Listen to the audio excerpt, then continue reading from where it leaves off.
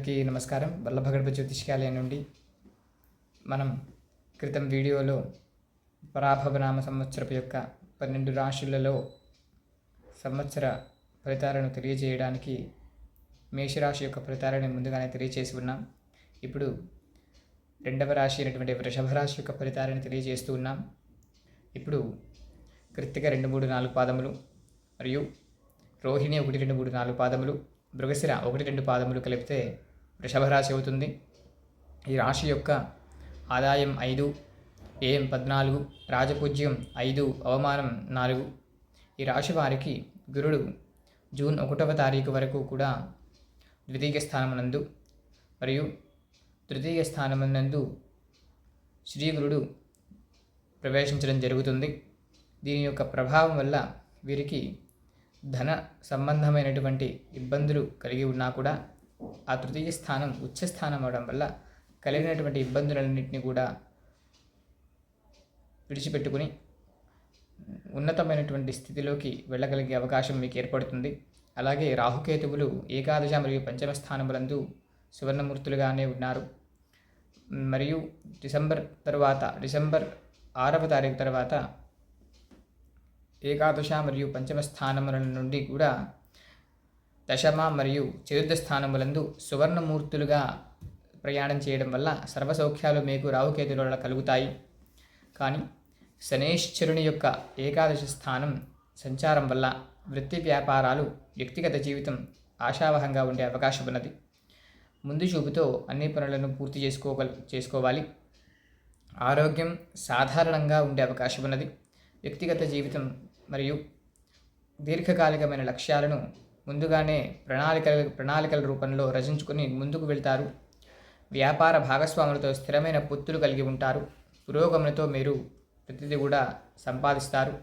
వ్యక్తిగత జీవితం బాగానే ఉంది. మరియు కుటుంబ పోషణ, వ్యాపారంలో సమన్వయం. జూలై నెలాఖరు నుండి కూడా డిసెంబర్ వరకు శని వక్రించడం వలన ఆర్థిక ప్రయోజనాలు తగ్గడం వల్ల మానసిక ఆవేదన మరియు ఆందోళనలతో జీవనం గడిచే అవకాశం ఉన్నది.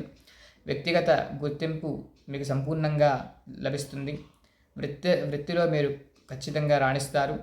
న్యాయాధికారులకు, ఉన్నతాధికారులకు గుర్తింపు లభించే అవకాశం ఉన్నది. ఈ రాశి వారికి అందరి నుండి కూడా ప్రశంసలు పొందే అవకాశం ఉన్నది. ఇనుము, సిమెంటు, గృహ నిర్మాణ సంబంధ వ్యాపారులకు అధిక ధనాదాయం, న్యాయవాదులకు, అకౌంట్ రంగం వారికి కూడా తగినంత ఆదాయం ఉంటుంది. సిమెంటు, ఇనుము, స్టీలు, మైనింగు మొదలగు వ్యాపారస్తులకు కూడా అధిక ఆదాయం ఉంటుంది. షేర్లు మరియు పెట్టుబడుల వారికి కొంచెం సామాన్యంగా ఉన్నది. రైతులకు అనుకూలంగా ఉన్నది. జలచర సంబంధ వ్యాపారులకు, పౌల్ట్రీ వ్యాపారులకు కూడా సామాన్యంగానే ఉన్నది. రైస్ మిల్లర్లు మరియు పారిశ్రామిక వారికి అనుకూలంగా ఉంటుంది. ఈ రాశిలో ఉన్నవారికి తృతీయ స్థానమైన కర్కాటకమునందు ఉచ్చ స్థితిలో ప్రవేశం అయినటువంటి గురుడి యొక్క ప్రభావం వల్ల ఇతరులతో సంబంధ బాంధవ్యాలు మెరుగుదల పడతాయి. చేసే పనిలో కూడా ఆసక్తిగా చేస్తారు. తోబుట్టువులతో మరియు బంధువులతోనూ మరియు ఇంటి ప్రక్కన వారితో, ఇరుగు పొరుగు వారితో కూడా అద్భుతమైన సంబంధ బాంధవ్యాలతో మీరు ముందుకు సాగుతారు. మరియు ఈ సోషల్ మీడియా మరియు రచయితలు వీళ్ళకి భాషాపరమైన మరియు సాహిత్యపరమైనటువంటి గౌరవ మర్యాదలని మీరు పెంపొందించుకునే అవకాశం ఉన్నది. మీకు ప్రత్యేకమైన గౌరవ మర్యాదలు అందుతాయి. విశేష కృషి చేయడం వల్ల మీకు ఉన్నతమైనటువంటి శిఖరములను మీరు అందుకోగలుగురు.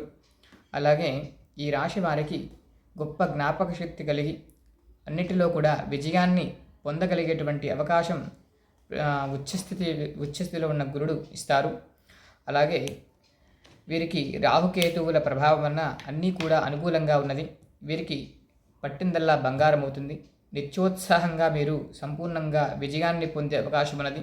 ఈ సంవత్సరం అంతా కూడా ఆర్థిక అభివృద్ధి, ఉన్నత చదువులు కలిసి రావడం, అన్ని పనులలోనూ కూడా మీరు ప్రయత్నాలు చేసినవన్నీ కూడా సఫలీకృతమయ్యి వీరికి అనేక రంగాల నుండి కూడా ప్రోత్సాహం ఉంది. అందరూ కూడా మీకు సహాయ సహకారాలు అందించడానికి ముందుకు వస్తారు.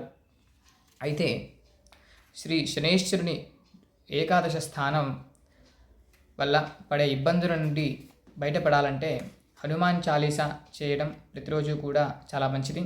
శివారాధన చేయడం ఎంతగానో అవసరం ఉన్నది ఈ రాశి వారికి. వృషభ రాశి వారికి అదృష్ట సంఖ్య 6 లేదా 2. ఈ 6 లేదా 2 సంఖ్యలు బుధవారం, శుక్రవారం, శనివారంలతో కలిస్తే మరింత అనుకూలంగా అవకాశం ఉన్నది. ఎవరైనా కూడా ఈ రాశి వారు శుక్రవారం మరియు శనివారములతో అనుకూలంగా ఉంది కాబట్టి ఈ రోజులలో మీరు ఏ కార్యక్రమంనైనా మొదలు పెట్టుకోవచ్చు. కావున ఈ వీడియోని 10 మందికి కూడా తెలియచేసి అందరూ కూడా ఈశ్వరానుగ్రహంతో, ఆ వల్లభగడ అనుగ్రహంతో సమస్త విఘ్నాల నుండి బయటపడి లక్ష్మీవంతమైన యశోవంతమైన జీవనం గడుపుతూ ధర్మబద్ధంగా జీవిస్తారని కోరుకుంటూ ఈ వీడియోని 10 మందికి షేర్ చేసి, లైక్ చేసి, షేర్ చేసి, సబ్స్క్రైబ్ చేసి మన ఛానల్ని ముందుకు తీసుకువెళ్ళవలసిందిగా కోరుతూ ఉన్నాను. జై హింద్, జై శ్రీరామ్.